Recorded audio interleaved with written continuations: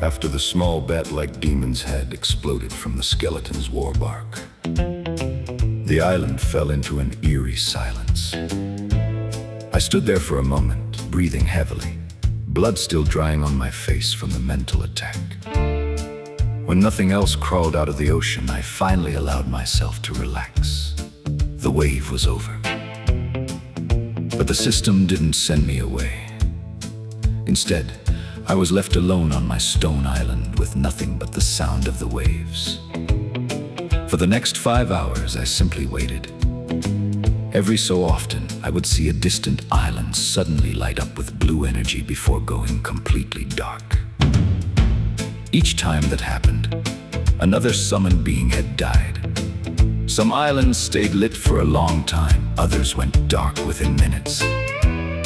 I sat with my back against the skull cane and watched it happen again and again. By the 5th hour, most of the islands across the ocean had gone silent. Then, the system's voice returned, echoing across the entire world at once. Challenge 1 has concluded. Out of 800 million summoned participants, only 45,700,001 have survived.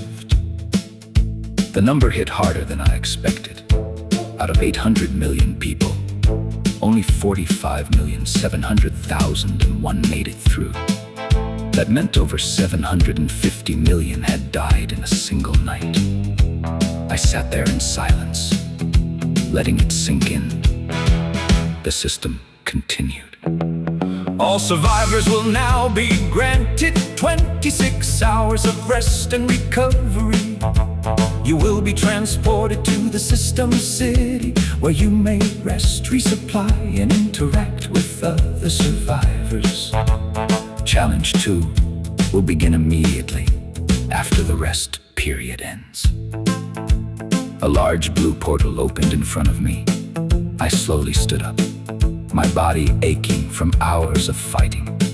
I gave the empty island one last look before stepping through. When the light faded, I found myself standing in the middle of a massive open plaza inside the system city. Floating lanterns drifted through the air, and thousands of summoned beings were already gathered. Elves, orcs, dwarves, beastkin, and even a few other humans. The sheer variety was overwhelming. Off in the distance, I could see a massive bluish-black dragon resting near the edge of the plaza.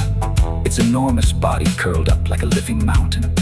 Even while resting, its presence was intimidating. It had survived.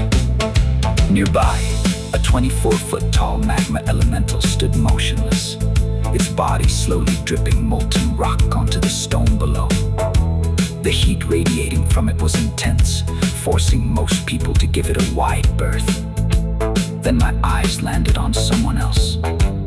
Standing near a glowing fountain was a slim, strikingly handsome man with pale skin and slightly pointed ears. His long white hair fell perfectly down his back, and his glowing red, cat-like eyes calmly observed the crowd. He wore elegant, flowing midnight blue robes decorated with intricate star patterns. Despite everything that had just happened, he looked completely clean and composed. Not a single hair out of place, not a speck of dirt on his robes. He stood out like a noble who had simply walked into the wrong battlefield. And then there was the girl. Off to the side, a 14-year-old Asian girl stood wearing a bright blue Baby Shark cosplay onesie, complete with the cartoon hoodie pulled up over her head. She had on a pair of brown cowgirl boots that looked completely out of place with the outfit. Surrounding her were roughly 40 massive, 8-foot-long honey badgers, all wearing full plate armor. They stood in formation around her like a personal army, occasionally growling at anyone who got too close. She looked completely unbothered, casually eating what looked like a bag of chips while her armored honey badger stood guard. I stood there in my torn, blood-soaked red flannels, staring at the sheer absurdity of it all. What the hell kind of people survive this thing?